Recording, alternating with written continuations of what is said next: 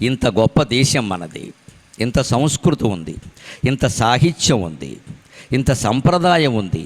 మన దేశంలో రేపటికి తిండి లేనివాడు కూడా బతికే ఉంటాడు. ఈ దేశంలో ఆశ. ఇవాళ ఇంత వాన కురుస్తోంది, మీరు చూశారు. మనకేం నష్టం లేదు, ఇక్కడ కూర్చున్నా నాకు నష్టం లేదు, మీకు నష్టం లేదు. మహా అయితే 2 చుక్కలు ఎవరి మీద పడతాయి, అంతకంటే. కానీ బయట నేను వస్తూ చూశాను, దారి పక్కని బత్తాయి పళ్ళు అమ్ముకునేవాళ్ళు, యాపిల్ పళ్ళు అమ్ముకునేవాళ్ళు, రకరకాల పదార్థాలు అమ్ముకునేవాళ్ళు అందరూ నష్టపోయారు. వాళ్ళు బయట ఉండలేరు, ఎవడు కొనడు, అక్కడ ఉండలేరు. ముందు పైగా తడిసిపోతూ కూడా వెళ్ళలేకపోతున్నారు. జుట్టుకి మైకా కవర్ ఒకటి పెట్టుకుని అక్కడే నిలబడ్డారు. ఎందుకంటే వాళ్ళ ఆశ ఏమిటంటే ట్రాఫిక్ జామ్ అవుతుంది కదా, కారులో ఉంటారు కదా, ఆ లోపల ఉన్నవాళ్ళు ఏమైనా కొంటారేమో. అంటే బతుకు ఎంత భయంకరంగా ఉందండి.